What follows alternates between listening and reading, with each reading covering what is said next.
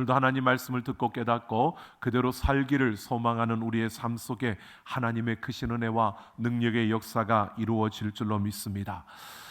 여러분, 이 말라기를 우리가 계속 강의해 가고 있는데요, 이 말라기서는 하나님의 신탁입니다.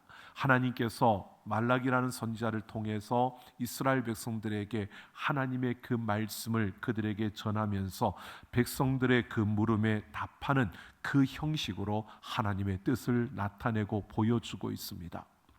여러분, 우리가 쭉 살펴왔던 것처럼 이 말라기의 배경은 바벨론 포로에서 돌아와서 그들이 성전을 지을 때 중단된 그러한 시간을 지날 때 하나님께서 너희가 이 성전을 다 완공하면 하나님이 너희에게 풍성한 복을 주실 것이고 너희가 형통하게 될 것이라는 이러한 복된 그런 약속을 해주셨고, 그들은 그 약속을 붙들고 성전을 완공했습니다. 그러고 나서 이들이 시간이 지나면서 보니까 하나님이 복을 주신다고 했는데 왜 복을 안 주시는 거야? 하나님 분명히 풍성한 복을 주신다고 했는데 왜 우리의 삶은 이렇게 힘겹고 어려운 거야? 그러면서 점점 그들의 신앙이 떨어져 가는 그 가운데 하나님께서 그들에게 묻는 겁니다. 나는 너희를 사랑했고 너희를 지금도 사랑한다. 그러니까 하나님이 우리를 사랑한다고요? 사랑한다면 이럴 수 없는 겁니다 라고 하는 이스라엘 백성들의 그 물음에 하나님이 답을 하고요. 두 번째, 그 신탁에서는 이들이 그렇게 시간이 계속 지나가다 보니까 그들의 예배가 무너지는 겁니다. 하나님 앞에 드리는 제물을 그냥 흠이 있는 걸로 이렇게 드리면서 형식적이고 그러한 외식적이 되어버린 이들의 신앙을 하나님이 말씀하시고요. 세 번째는 그러다 보니까 다른 이방 신들을 섬기고 싶은 이런 욕망, 그래서 하나님을 버리는 것 아니지만 하나님 이외에 다른 신을 섬기고자 그들이 이방 여인들과 결혼하면서 가정이 무너지는 이러한 것에 대해서 하나님이 다루셨고요. 그리고 네 번째 변론은 지난 시간에 우리가 보았던 것처럼 그들이 하나님을 괴롭히는, 하나님을 괴롭게 하는, 그래서 그 부분을 이야기하면서 하나님이 언약의 사자를 보내시겠다라고 이렇게 말씀하시는 그 말씀들로 우리가 보았습니다. 오늘 다섯 번째 신탁입니다. 이 다섯 번째 신탁은 이 신탁 가운데 우리가 참 많이 알고 또 많이 들었던 바로 11조 이야기가 오늘 나오고 있습니다. 자, 여러분, 11조의 가치라는 제목으로 오늘 다룰 텐데, 이 11조 그러면 일단 헌금 이야기를 하면 일단 사람들의 마음이 딱 닫혀버립니다. 준비를 딱 하시는 것 같아요. 마음을 닫을 준비. 또 헌금하라 그러겠구나. 또 돈 이야기 하는구나 그러고. 근데 오늘은 좀 그 마음을 닫혀지려고 하는 마음을 좀 딱 붙드시고요. 오늘 이 말씀 속에서 우리가 11조의 그 가치, 11조를 그 의미와 더불어서 오늘 이 문맥 속에서는 이 11조에 대한 이야기를 하는데, 이 11조를 주제가 아니라 이 주제는 다른 건데 이 주제에 사용한 예증으로 사용한 그러한 예가 바로 이 11조로 이야기입니다. 그러니까 하나님이 본 주제를 이야기하면서 그 주제의 하나의 예로 든 것이 11조라는 겁니다. 그러니까 원래 이 본문은 11조를 이야기하려고 하는 헌금에 대한 이야기가 아니라 하나님께서 말씀하시고자 하는 그 의지를, 그것을 나타낼 수 있는 그 예증으로 11조를 들고 있다는 겁니다. 그래서 어떤 맥락에서 하나님이 이 11조를 이야기하고 있는가를 우리가 살펴보면서 오늘 11조의 그 가치, 또 하나님께서 이 말씀을 통해서 오늘 우리에게, 또 이스라엘 백성들에게 말씀하시는 그 교훈, 오늘 우리에게 어떤 말씀을 주고 있는가를 우리가 함께 생각해 보려고 합니다. 오늘 7절 말씀을 보면 너희가 나의 규례를 떠나 지키지 아니하였다. 그런즉 내게로 돌아오라 라고 말씀합니다. 그러니까 하나님이 주제가 뭐냐 하면 지금 너희는 나를 떠났다. 그러니까 내게 돌아와. 이게 지금 오늘 주제인 겁니다. 하나님이 지금 이스라엘 백성들에게 너희가 나를 떠났으니까 내게로 돌아와 이렇게 말하니까 이스라엘 백성들은 뭐라고 하느냐면 우리가 어떻게 하여야 돌아가니까 라고 하는 겁니다. 그런데 이 말은 어떤 말이냐면 우리는 하나님을 떠나지도 않았고 하나님으로부터 멀어지지도 않았는데 우리가 어떻게 우리 보고 왜 돌아오라는 겁니까? 왜 우리를 돌이키라고 하는 겁니까? 우리가 돌아설 이유가 없는데 왜 돌아서라고 돌이키라고 말하는 겁니까? 라고 이렇게 이야기하는 겁니다. 이것은요, 이스라엘 백성들은 지금 하나님께서 너희가 돌이키라라고 하는 이 말의 그 의미를, 하나님 말하는 그 말뜻을, 말귀를 지금 제대로 못 알아듣고 있는 겁니다. 왜? 하나님은 이들의 신앙과 이들의 삶과 이들의 그 믿음이 하나님으로부터 멀어진 이것을 이야기하는데, 이스라엘 백성들은 뭐라고 하냐? 우리는 하나님 앞에 예배하고 하나님 앞에 제사하고 우리는 하나님과 함께하고 있는데 왜 우리를 돌이키라고 하는 겁니까? 우리를 왜 멀어졌다고 말하는 겁니까? 이렇게 말하고 있는 겁니다. 그러니까 하나님은 이들의 삶이 하나님과 더불어서 이방신을 섬기고, 그러니까 하나님이 복을 안 주면 이방신이라도 나에게 복을 주면 좋겠다, 이것으로 이들의 마음이 하나님부터 멀어진 것에 대해서, 이들의 삶이 그래서 하나님으로부터 멀어진 그 걸음을 돌이키라고 말하고 있는 건데, 이들은 말귀를 못 알아듣고 있는 겁니다. 그래서 하나님의 말씀의 정확한 의미를 이들이 이해하지도 못하고 자신들이 무엇을 잘못한지도 모르는 이러한 모습을 이들이 가지고 있는 겁니다. 그래서 하나님이 이것을 깨우치기 위해서 그들이 하나님께로 돌이키고 돌아서기를 원하는 그 아버지의 마음으로, 그 마음을 담아서 이들에게 지금 11조의 이야기를 꺼내고 있는 겁니다. 그래서 8절을 보면 하나님이 너희가 하나님의 것을 도둑질했다라고 합니다. 이 도둑질이라고 하는 이 단어가 원문을 보면 그 약탈했다는 겁니다. 몰래 훔쳐온 것을 말하는 게 아니라 약탈한 거, 힘을 어떻게든 그걸 억지로 빼앗는, 약탈하는 이것을 말하는 겁니다. 그러니까 그들은 자신들의 의지로 하나님의 것을 그들이 약탈했다라고 하니까 이들이 뭐라고 하느냐? 우리가 언제 하나님 걸 약탈했습니까? 우리는 하나님 걸 약탈한 적이 없습니다 라고 하는 것입니다. 그래서 하나님께서 11조 와 봉헌물을 너희가 약탈했다라고 이렇게 말하고 있습니다. 그러면서 오늘 10절, 우리가 읽었던 이 10절 말씀을 말하고 있는 겁니다. 자, 이 10절 말씀을 우리가 참 오해를 많이 합니다. 여러분 잘 보십시오. 너희의 온전한 11조를 창고에 들여 나의 집에 양식이 있게 하고 나를 시험하여 내가 하늘 문을 열고 너희에게 복을 쌓을 곳이 없도록 붙지 아니하나 보라 라고 말합니다. 이 말씀을 가지고 11조의 이야기를 하는 게 아닌데 이걸 11조의 이야기처럼 이야기를 해서 11조를 해야 된다, 11조를 해봐라, 그러면 하나님께서 여러분 창고에 복이 쌓아서 흘러 넘치도록 부어주신다, 그러니까 11조를 하면 복을 받는다, 이렇게 말하는 것은 이 말씀이 지금 말하고 있는 의미와는 전혀 다른 의미입니다. 그걸 말하고 있는 게 아닙니다. 하나님은 주제가 지금 기억하셔야 됩니다. 주제는 돌이키라는 겁니다. 너희가 내게서 떠났으니까 돌아서서 다시 오라는 겁니다. 이걸 말하기 위해서 지금 11조 이야기를 하는데 왜 이 11조 이야기를 꺼내는지를 우리가 살펴볼 텐데요. 이거를 여러분 헌금 이야기 한다고 생각하시면 안 됩니다. 이거는 헌금 이야기가 아니고요. 그러니까 11조를 하면 우리가 복을 받아, 이 이야기를 하는 게 아닙니다. 11조를 하면 우리가 풍성해지고 부유해져, 이 이야기를 하고 있는 게 아니라는 겁니다. 자, 이 말씀을 왜 하는지를 보십시오. 왜?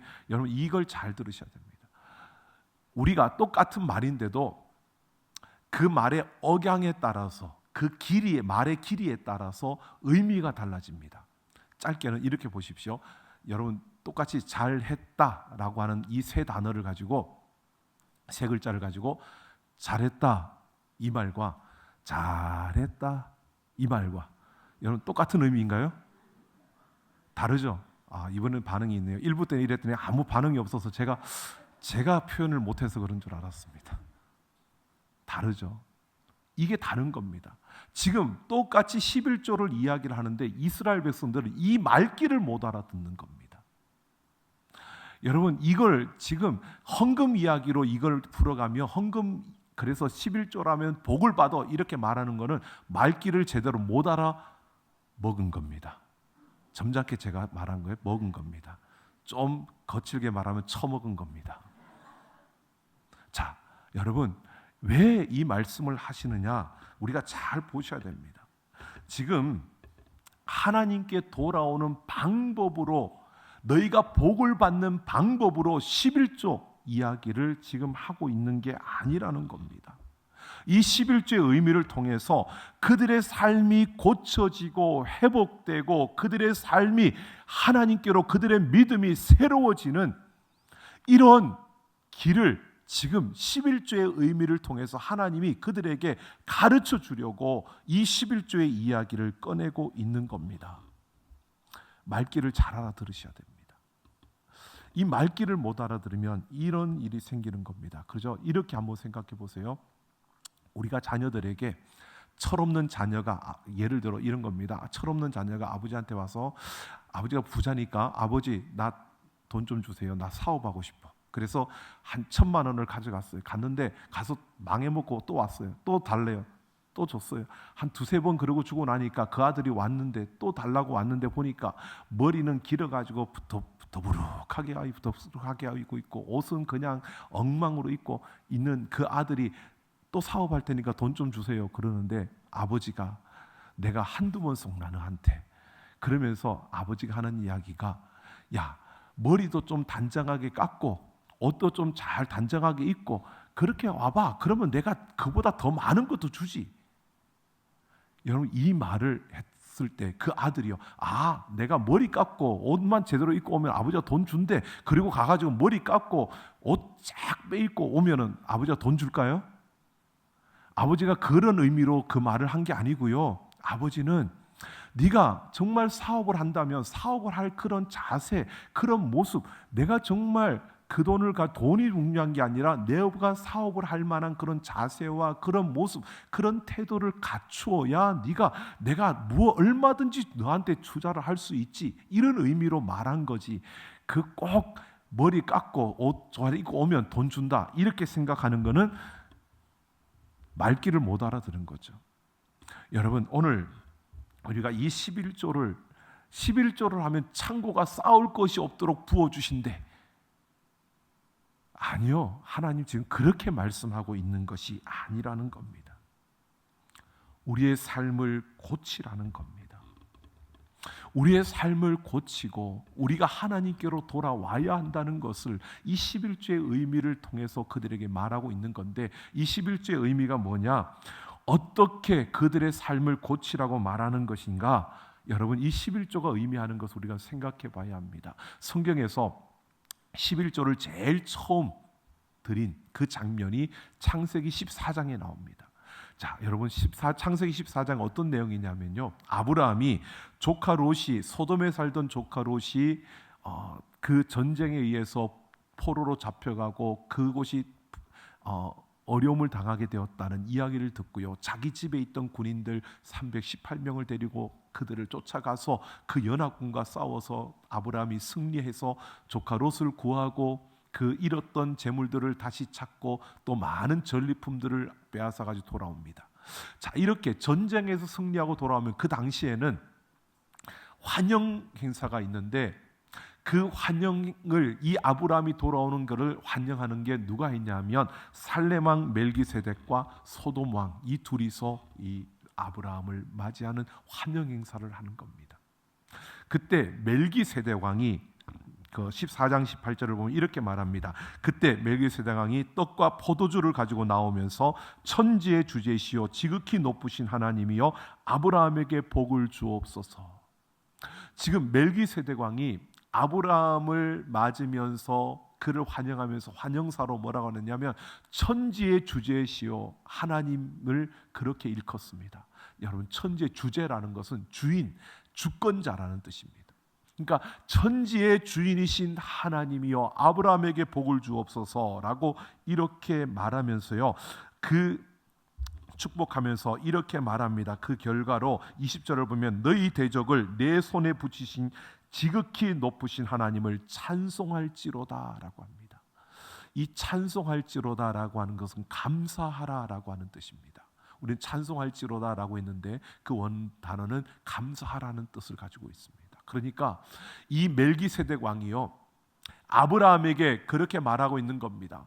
이 천지의 주제이신 주인이신 그 하나님이 아브라함에게 복을 주셔서 그 아브라함에게 복을 주신 그 하나님의 그 능력이 아브라함에게 승리를 주셨으니 아브라함이여 그 하나님께 감사하라 라고 이렇게 말하고 있는 겁니다. 여러분, 이때 아브라함이요 천지의 주인이신 하나님이라는 이 말에 아브라함이 그래 이 모든 것의 주인이 하나님이시고 그 하나님의 은혜로 내가 이 승리를 이루었고 그 하나님께서 내게 이 승리를 주셨다. 그리고 그 승리를 주신 하나님께 감사하라 라고 하는 이 한마디의 말에 아브라함이요 그 앞에 자신이 거둬온 그 전리품 중에 10분의 1을 그 앞에 바치는 겁니다. 그러니까 11조는 여러분 하나님이 우리에게 명령한 율법이 아니고요 감사의 개념으로 드리는 것이 11조입니다. 11조는 여러분 그가 10분의 1 그 11조를 드렸는데 이 11조의 그 10분의 1이라고 하는 그것이요 우리가 산술적인 어떤 10%를 말하는 의미하는 이 10%의 그런 의미가 담겨 있는 게 아니라 이것은 첫 것이라는 의미입니다. 여러분 첫 것이라는 것은 장자의 개념입니다. 그러니까 모든 것을 대표하는 겁니다. 여러분 아담이 죄를 지었습니다. 그런데 그 아담이 죄를 지었는데 우리가 모두가 죄인이 되었습니다. 왜요? 아담이 우리의 첫 것이기 때문입니다. 대표이기 때문입니다. 그래서 우리가 죄인인 겁니다. 그래서 이 아브라함이 감사로 드리는데 그 첫 것을 드린 겁니다. 그 첫 것을 드렸다는 것은 바로 이 모든 것이 하나님의 것임을 내가 인정합니다. 이 모든 것이 하나님의 은혜임을 내가 인정합니다. 그래서 그 첫 것을 드리고 나머지 9개를 하나님이 내게 주신 것이니 내 것이 아니라 나는 청지기로서 이 9개를 하나님의 뜻에 따라 하나님이 원하시는 대로 내가 이것을 잘 사용하겠습니다 라고 이렇게 하는 의미로 그 첫 것을 그 앞에 드리는 겁니다. 이게 감사의 개념입니다. 자, 우리가 11조를 드린다는 것은 물론 후에 이 히브리인들이 유대인들이 바로 그것을 율법화 시켰습니다. 11조를. 그런데 이 11조는 하나님께서 우리에게 율법으로 주신 것이 아니라 우리에게 베푸신 그 은혜가 우리에게 주신 모든 것이 하나님의 것임을 인정함으로 우리가 은혜에 감사함으로 하나님 앞에 첫 것을 드리는 이것의 대표적인 것을 드리는 것이 이 11조인 겁니다. 그래서 이 개념을 우리가 이 의미를 우리가 잊어서는 안 되는 겁니다. 그러니까 이 모든 것이 하나님의 것인데 그 중에 첫 것을 하나님 앞에 드리고 나머지는 내가 청지기로서 하나님의 선한 뜻에 따라 내가 잘 사용하겠습니다 라고 이렇게 청지기로서 내가 그것을 관리하고 사용하겠습니다 라고 하는 이 의미로 우리가 11조를 드리는 겁니다. 자, 그런데 보십시오. 이게 11조의 의미인데 자, 이 멜기세덱 그걸 보십시오. 이 멜기세덱 살렘왕 멜기세덱인데 이 멜기세덱이 누구를 상징하고 누구를 의미하느냐는 겁니다. 이 11조를 아브라함이 그 11조를 멜기세덱에게 바쳤잖아요. 이 멜기세덱이 어떤 인물이냐라는 것을 우리가 보면 히브리서 7장 2절을 보면 이렇게 말합니다. 그 이름을 해석하면 먼저는 의의 왕이요 그 다음은 살렘 왕이니 곧 평강의 왕이요. 멜기세덱의 이름을 의의 왕이요 평강의 왕이라고 말합니다. 그런데 유대인들이 의의 왕과 평강의 왕이라고 하는 이 표현은 바로 메시아를 의미하는 겁니다. 그러니까 이 멜기세덱은 예수 그리스도를 의미하는 겁니다. 여러분 지금 하나님이 말라기를 통해서 우리에게 보여주고 있는 이 그림을 보십시오. 11조 이야기를 그냥 하나님이 하시는 게 아닙니다. 모든 것이 하나님이 우리에게 은혜로 주신 것인데 지금 이 멜기세덱이 누구냐? 예수 그리스도라는 겁니다. 의의 왕, 평강의 왕. 여러분 의의 왕이라는 것은 정의로운 공의로운 그 왕을 말하는 겁니다. 즉 죄에 대해서 그 죄값을 십자가에서 우리 대신 치러주신 예수 그리스도의 그 십자가의 은혜, 그리고 그로 인하여서 우리에게 주어진 평강의 왕, 바로 평강이 우리에게 임한 하나님의 자녀가 된, 하나님과 평강의 관계를, 평화를 유지하게 된 우리의 삶을 이야기하는 겁니다. 자, 예수님은 이렇게 하나님의 우리 하나님 앞에 드려지는 우리의 11조가 되어지신 겁니다.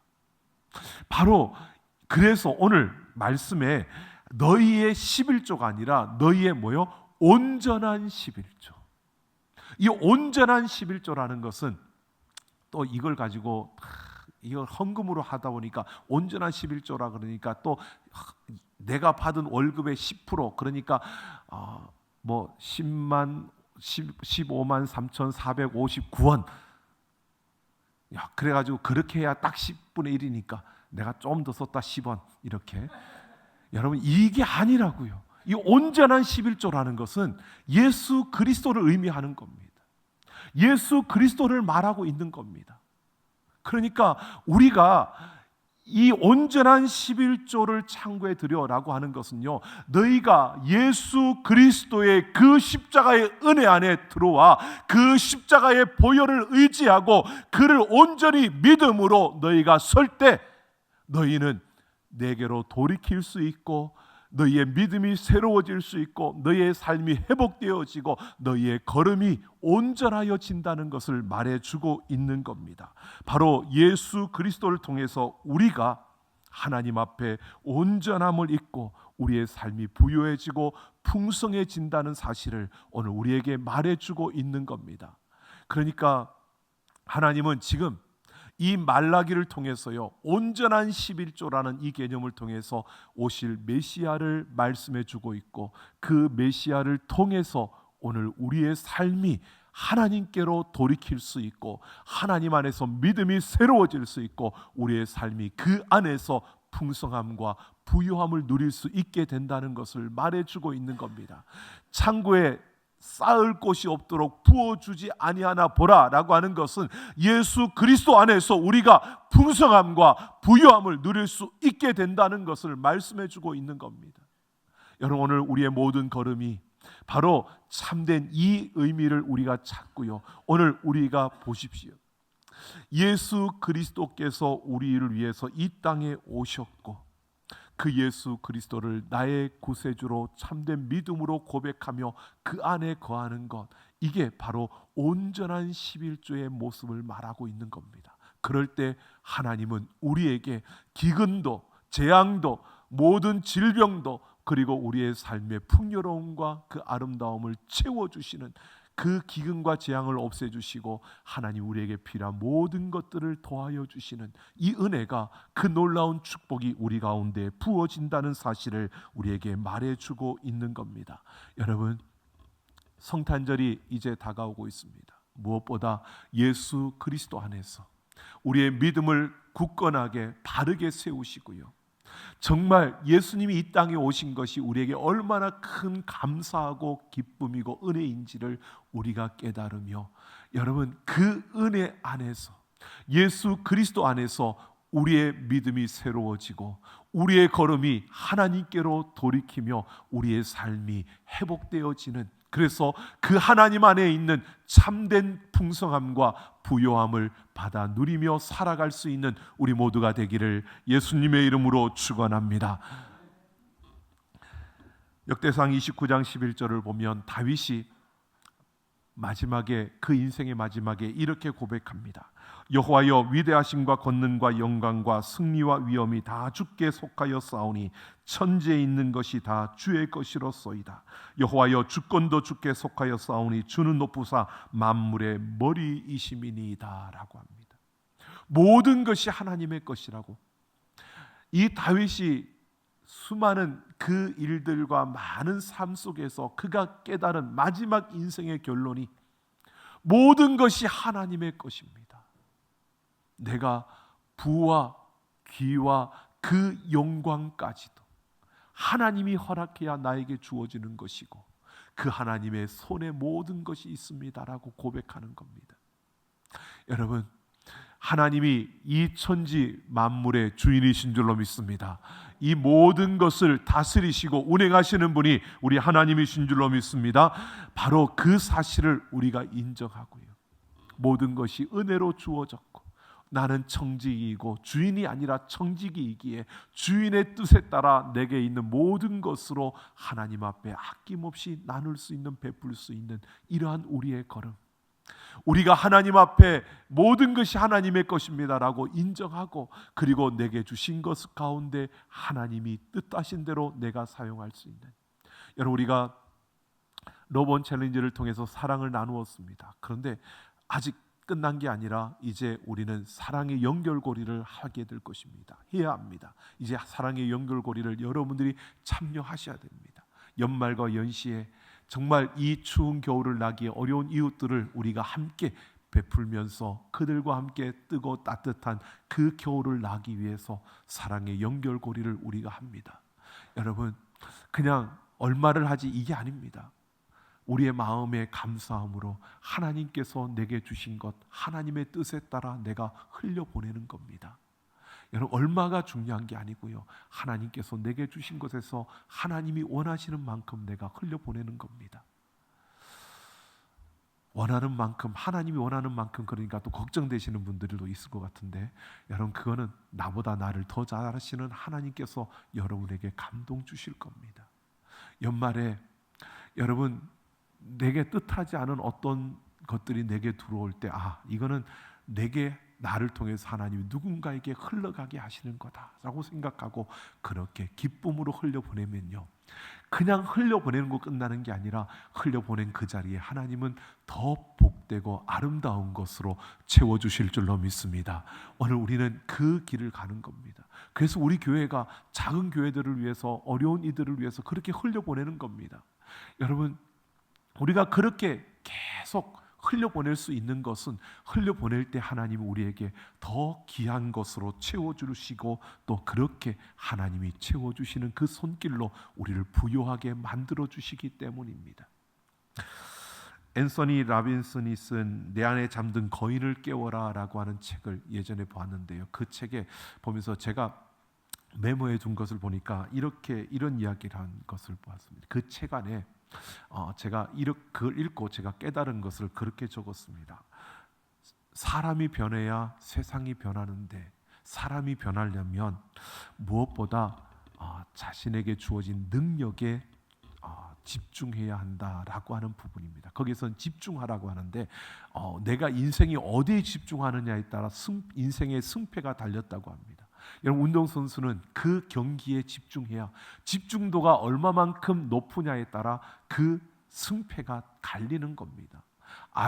공부하는 아이들은 공부하는 데 집중해야지, 노는 데 집중하면 공부는 잘할까요, 못할까요? 못합니다. 여러분 우리가 어디에 집중하느냐에 따라 우리 인생이 달라지는데, 우리 인생은 어디에 집중해야 될까요? 돈에, 승진에, 일하는데? 여러분 아니요, 우리 인생은 예수님께 집중해야 됩니다. 온전한 11조가 되신 예수 그리스도께 우리가 집중하면, 집중도를 높이고 높일수록 하나님이 우리의 삶을 책임져 주십니다.